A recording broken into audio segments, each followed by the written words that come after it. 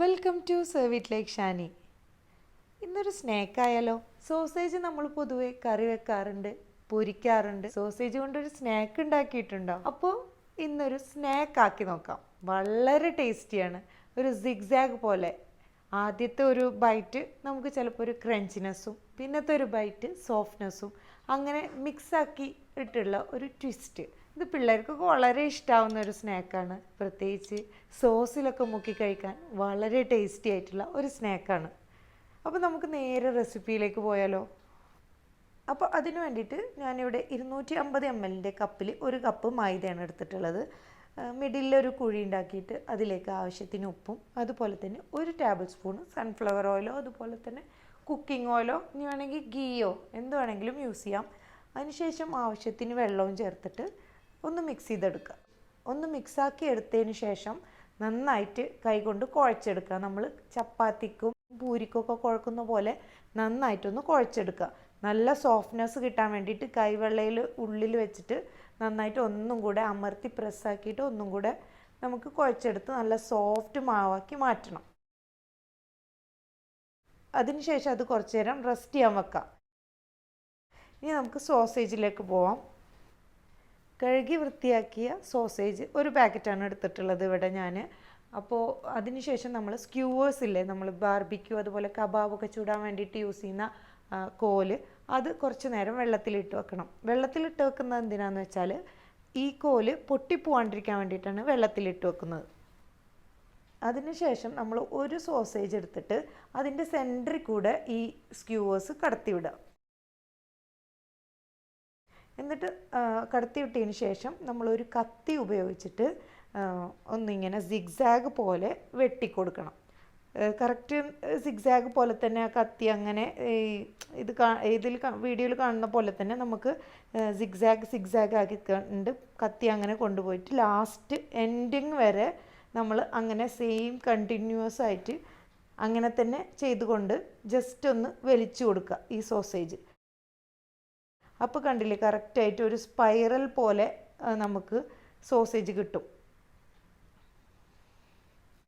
ഇടയ്ക്കിടയ്ക്കൊരു gap കൊടുക്കുന്നുണ്ട് നമ്മൾ ഈ സോസേജിൻ്റെ ഇടയിൽ.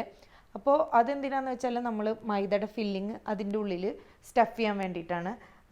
പിന്നെ രണ്ടാമത്തെ സോസേജ് എടുത്തിട്ടുണ്ട്. അപ്പോൾ സെയിം പോലെ തന്നെ നമ്മൾ കൈ ട്വിസ്റ്റ് ചെയ്താൽ മതി, കത്തി ട്വിസ്റ്റ് ചെയ്യേണ്ട ആവശ്യമില്ല. അപ്പോൾ നമ്മുടെ കൈ ഇങ്ങനെ ട്വിസ്റ്റ് ചെയ്ത് കൊടുത്താൽ അത് കറക്റ്റായിട്ട് തന്നെ ആ ഓർഡറിൽ തന്നെ നമുക്ക് കറക്റ്റായിട്ട് കിട്ടും ചെയ്യും. അങ്ങനെ കണ്ടില്ലേ, നല്ല സോസേജൊക്കെ നല്ല ഭംഗിയിൽ കിട്ടിയിട്ടുണ്ട്.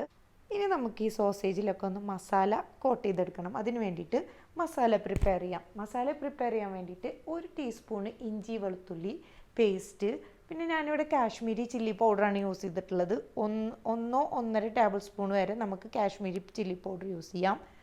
1/2 ടീസ്പൂൺ മഞ്ഞൾപ്പൊടി, പിന്നെ ആവശ്യത്തിന് ഉപ്പ്, പിന്നെ ഒരു നാരങ്ങയുടെ പകുതി അതിൻ്റെ നീര്. അപ്പോൾ അതും കൂടെ പിഴിഞ്ഞ് ഈ മസാലയൊക്കെ ഒന്ന് നന്നായിട്ട് മിക്സ് ചെയ്തെടുക്കാം. അതിനുശേഷം നമ്മുടെ സ്പൈറലായി കിടക്കുന്ന ഓരോ സോസേജും എടുത്തിട്ട് മസാലയൊക്കെ ഓരോ സോസേജുമേയും തേച്ച് പിടിപ്പിക്കുക. നിങ്ങൾ വിചാരിക്കുന്നുണ്ടാവും ആദ്യം നമ്മൾക്ക് മസാല തേച്ചിട്ട് സ്പൈറലാക്കിക്കൂടെ എന്ന്. പക്ഷേ ആദ്യം നമ്മൾ മസാല തേച്ചിട്ട് സ്പൈറലാക്കുമ്പോൾ അത് പൊട്ടിപ്പോവാനുള്ള സാധ്യത ഉണ്ട്. അപ്പോൾ അതിന് വേണ്ടിയിട്ടാണ് മസാല ഇല്ലാണ്ട് സ്പൈറലാക്കിയതിന് ശേഷം നമ്മൾ മസാല തേച്ച് പിടിപ്പിച്ചത്.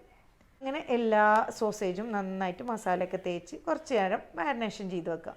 ഇനി നമുക്ക് നേരത്തെ പ്രിപ്പയർ ചെയ്ത് മാറ്റി വെച്ച മൈദയുടെ ഡോ നമ്മൾ നല്ല സോഫ്റ്റാക്കി എടുത്ത, കണ്ടില്ല നല്ല സോഫ്റ്റാണ്, സോഫ്റ്റാക്കി എടുത്ത മൈദയുടെ മാവ് എടുത്തിട്ട് ഇതേ കണ്ടില്ല ഇങ്ങനെ എടുത്തിട്ട് നൂല് പോലെ ആക്കിയെടുക്കുക. വല്ലാണ്ട് തിൻ ആയിട്ടല്ല, കുറച്ച് തിക്കോട് കൂടിയ നൂല് പോലെ ആക്കിയെടുത്തിട്ട് ഇങ്ങനെ ഉരുട്ടിയെടുക്കുക.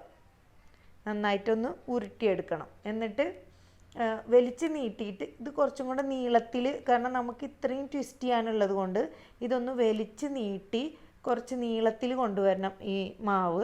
മൈദ ആയതുകൊണ്ട് തന്നെ വളരെ പെട്ടെന്ന് തന്നെ നീളുകയും ചെയ്യും. ഇത് ഗോതമ്പ് പൊടിയിലാണ് ചെയ്യുന്നത് വെച്ചാൽ ഇത്ര പെട്ടെന്നായിട്ട് നമുക്ക് നീണ്ടു കിട്ടില്ല. അപ്പോൾ മൈദ ആയതുകൊണ്ട് പെട്ടെന്ന് നീളുകയും ചെയ്യും, നമുക്ക് ആ കറക്റ്റ് അത്രയും തന്നെ ലെങ്തി ആയിട്ട് കൊടുക്കാനും പറ്റും. എന്നിട്ട് നമ്മൾ ഓരോ നൂലും എടുത്തിട്ട് നമ്മൾ ആദ്യം ആ സ്ക്യൂറിൻ്റെ മുകളിൽ ചുറ്റി കെട്ടിയതിന് ശേഷം ഈ സോസേജിൻ്റെ ഗ്യാപ്പിൽ കൂടെ ഒന്ന് ചുറ്റിയെടുക്കുക. ഗ്യാപ്പിൽ കൂടെ നന്നായിട്ടൊന്ന് ചുറ്റിയെടുക്കുക. അപ്പോൾ അത് ലാസ്റ്റ് എൻഡിങ് വരെ നമ്മൾ അങ്ങനെ ചുറ്റി ചുറ്റി ചുറ്റി എടുക്കണം. അതായത് എൻഡിങ്ങിൽ ലാസ്റ്റ് ആ മൈദയുടെ കോട്ടനെ കൊടുത്തിട്ട് അത് അവസാനിപ്പിക്കുക. അങ്ങനെ നമ്മുടെ ഒരു സോസേജ് റെഡി ആയിട്ടുണ്ട്.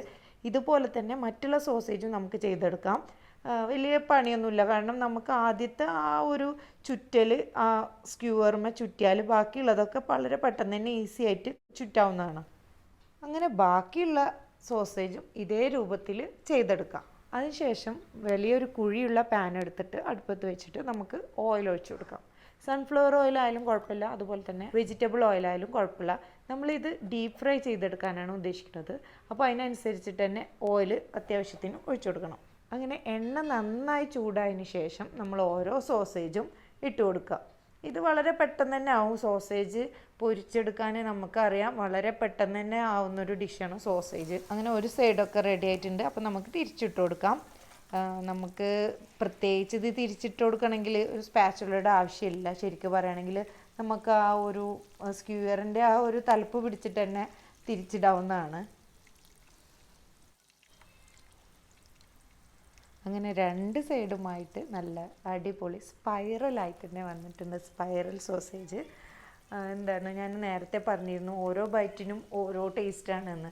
ആദ്യത്തെ ബൈറ്റിൽ ഇത് രുചിച്ച് നോക്കുമ്പോൾ നമുക്കൊരു ക്രഞ്ചിനെസ്, ആ മൈദയുടെ ക്രഞ്ചിനെസ്സും, പിന്നത്തെ ബൈറ്റിൽ വരുന്നത് ആ സോസേജിൻ്റെ ഒരു സോഫ്റ്റ്നെസ്സും. അപ്പോൾ ഓരോ ബൈറ്റിലും ഓരോ ഡിഫറെൻറ്റ് ടേസ്റ്റാണ്. അപ്പോൾ എല്ലാവരും ഇതുപോലെ ഒന്ന് ട്രൈ ചെയ്ത് നോക്കുക. ഇത് ഒരേ ഒരെണ്ണം കഴിച്ചാൽ മതി, സംഭവം ഉഷാറാവും. കുട്ടികൾക്കൊക്കെ വളരെ ഇഷ്ടപ്പെടും. സോസൊക്കെ കൂട്ടി കഴിക്കാൻ വളരെ ടേസ്റ്റി ആയിട്ടുള്ള ഒരു സ്നാക്ക് റെസിപ്പിയാണ്. ഇനി നോമ്പ് കാലമാണ്, അപ്പോൾ നോമ്പ് കാലത്തും നമുക്ക് ട്രൈ ചെയ്യാൻ പറ്റിയ ഒരു സ്പെഷ്യൽ റെസിപ്പി തന്നെയാണ് ഈ ഒരു സ്പൈറൽ സോസേജ് സ്നാക്ക്. അപ്പോൾ എല്ലാവരും ഇത് ട്രൈ ചെയ്ത് നോക്കുമല്ലോ അല്ലേ? അപ്പോൾ എല്ലാവരും ഓടിപ്പോയി ഇതുപോലൊന്ന് ട്രൈ ചെയ്ത് നോക്കിയിട്ട് ഫീഡ്ബാക്ക് അറിയിക്കുക. ഈ കാണുന്നവരിൽ ഇനിയും നമ്മുടെ ചാനൽ സബ്സ്ക്രൈബ് ചെയ്യാത്തവരുണ്ടെങ്കിൽ സബ്സ്ക്രൈബ് ചെയ്യുക.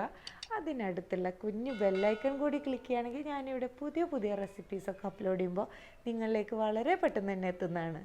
ഇതുപോലുള്ള പുതിയ പുതിയ റെസിപ്പീസും വെറൈറ്റി റെസിപ്പീസുമായിട്ടൊക്കെ വരുന്നവരേക്കും try to serve it like Shani.